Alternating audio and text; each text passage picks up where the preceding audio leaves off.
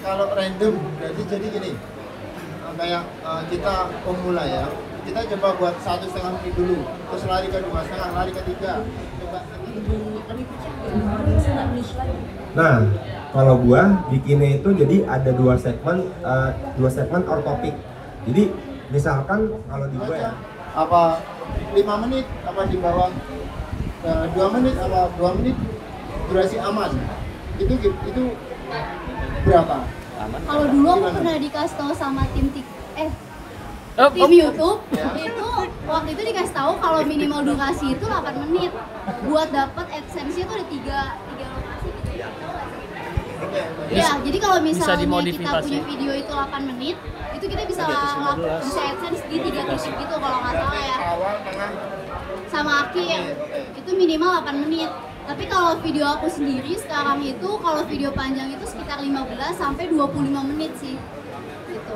Sebenarnya aku pernah perhatiin juga di YouTube Studio, kalau durasi video tuh average duration-nya itu lumayan pengaruh juga sih ke viewers. Jadi mungkin kakak bisa biasain videonya itu biasanya berapa nih? Biasanya 15 menit. Jadi kakak ngupload videonya nanti jangan jauh-jauh dari itu. Nanti kalau random berarti jadi gini, kayak kita pemula ya, kita coba buat 1,5 menit dulu, terus lari ke 2,5, lari ke 3, coba kita juga analisa view-nya kayak apa, terus nanti kedepannya gimana. Kalau memang bagus, coba kita panjang lagi. Kan kalau pemula seperti itu, kalau kita coba tembak langsung panjang, ya kita tahu kita siapa kan. Kalau kontennya nggak menarik, untung 10 detik diklik, 10 detik pasti udah scroll, pasti udah lari. Maksudnya jadi gini, untuk pemula seperti kita, untuk durasi aman tuh gimana? Oke, kayaknya aku paham maksud Bapak. Masnya.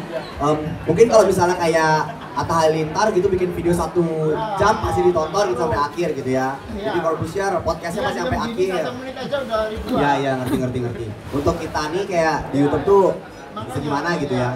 Kalau menurut aku, to the point aja sekitar tadi 10 sampai 20-an menit gitu. Karena kalau udah sampai setengah jam gitu biasanya, apalagi boring, nggak ada klimaksnya ya orang-orang pada nge-skip. Intinya jangan terlalu panjang supaya nggak terlalu boring aja sih. Yang penting tetap to the point, jangan bertele-tele aja. Sesuai tema videonya juga kan. Misalnya nih, dalam satu video masnya 4 kali minta tolong subscribe ya guys, gini jangan lupa gini, itu kan boring banget. Cukup mungkin di awal sama di akhir aja, atau di tengah aja sekali kayak gitu, atau mungkin diisi super stack aja gitu dia muncul, itu udah cukup. Ya, kayak gitu aja udah. Mungkin kalau pertanyaan tentang menit, yaitu 10 sampai 20-an ya kalau aku. Mungkin sama juga ya, kurang lebih. Ini satu lagi. 2017 sebenarnya belum coba short sama sekali, makanya ini akan baru coba jadi pertanyaannya tadi sama itu konten informasi sama konten edukasi bedanya apa? Oke. Yang kedua, kalau film kontennya lebih edukasi, kalau misalnya long form itu fokus ke edukasi tapi short formnya lebih entertainment, what do you think of this strategy? Silakan bro. Jawab nih. Tapi I think kayaknya nih Mas bakal interesting deh karena konten kamu juga itu kan.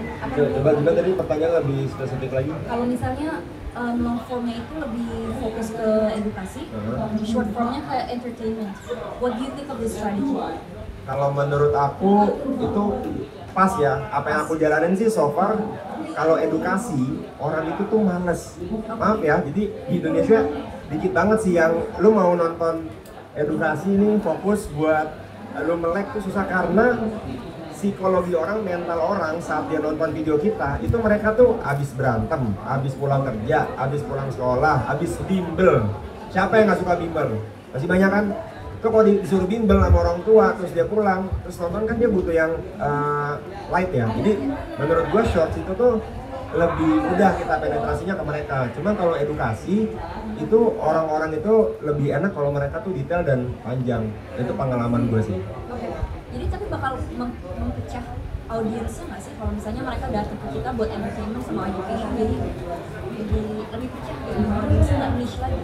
Nah, kalau gua bikinnya itu jadi ada dua segmen or topik.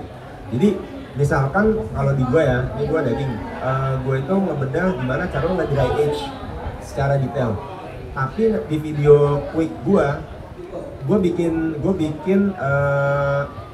challenge gitulah, simple. Jadi ini yang gue lagi jalanin sekarang ya, dan itu works loh. Di shorts itu tiba-tiba video gue ini tuh lebih dari 2 juta, 5 juta view.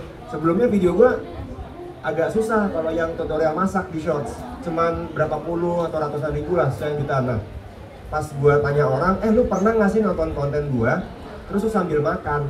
Jadi biasa tuh gue sering banget ketemu customer gue di Midjai, bang gue selama ini tuh makan indomie, makan nasi sambil nontonin lu masak. Jadi seakan tuh mereka tuh makan daging juga.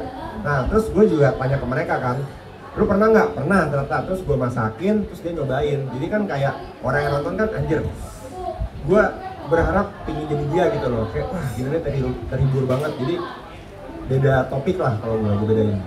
Menjual mimpi gitu ya? Ya tuh topik gue ya, menjual mimpi. Tapi bisa ada topik yang lain sebenarnya. Kayak gue eksperimen dry age pakai bawang putih gitu kan, sama travel. Itu kan kayak eksperimen banget kan, apaan tuh gitu. Tapi nggak edukasi banget sebenarnya. Eksperimen, nah orang tuh lebih kayak anjir gue penasaran nih hasilnya kayak gimana gitu. Tapi kalau lo buat, oh begini cara nge-dry age 30 hari suhunya 2-4 derajat lebih detail lah gitu sih. Thank you banget. Sama-sama. Mungkin ada yang mau nambahin lagi nggak? Yudis, udah cukup.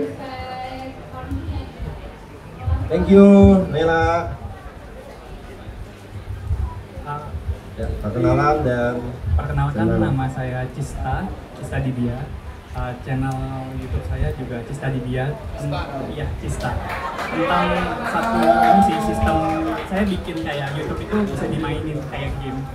Jadi saya syuting, tapi saya pakai segmen untuk bisa dia pilih ceritanya sendiri gitu. Kayak gitu. Nah, pertanyaan saya itu lebih ke long form video sih, untuk mungkin Bang Yudis mungkin. Pengen tahu kalau misalkan saya kan baru main 2 bulan gitu di YouTube long video ini. Saya pengen tahu kayak dalam waktu kayak misalnya kita habis upload itu dalam sebulan misalnya gitu, bisa meledak lagi nggak sih videonya gitu, atau ya udah stagnan sampai akhirnya orang tuh search video kita gitu. Jadi misalkan ya udah kalau misalnya sudah stagnan, ya udah yang paling kita bisa lakuin adalah upload video yang shorts, promosiin videonya itu gitu biar bisa banyak viewsnya lagi. Terima kasih. Oke, thank you pertanyaannya. Kalau long kan kamu bilang baru main 2 bulan ya? Kalau short sudah berapa lama? 3 tahun ya, oke. Kenapa dari dulu nggak upload yang panjang juga?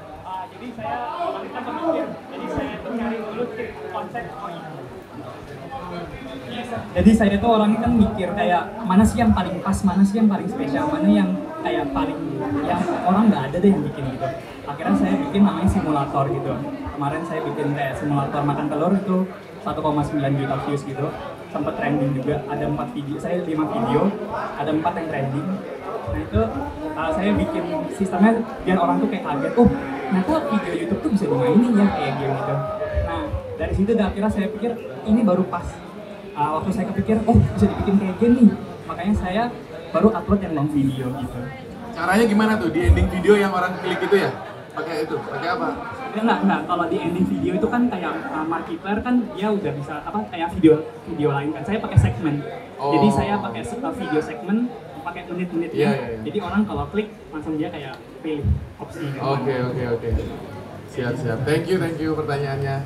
Jadi kalau tadi yang saya tangkap pertanyaannya adalah bisa nggak setelah 1 bulan atau setelah sekian hari video panjangnya booming gitu kan? Kalau menurut saya jawabannya hari ini bisa.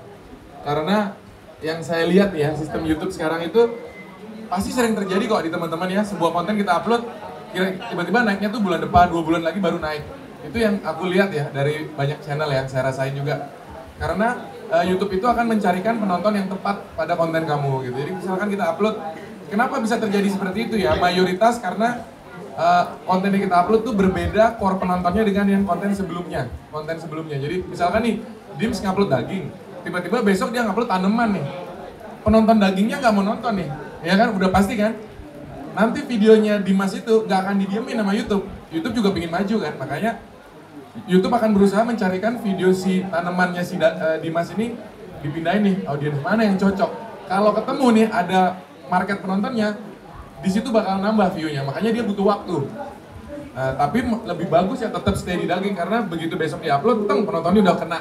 Tapi ketika kontennya beda, YouTube akan berjuang tuh mencarikan penonton mana nih yang cocok nih. Nah, itu yang menyebabkan sebuah konten diupload bisa meledaknya tuh bisa 2 bulan, 3 bulan gitu, bisa. Jadi jawabannya bisa kalau menurut saya. Gitu. Jika ada penonton yang tepat ya. Terima kasih. Thank you. Oke.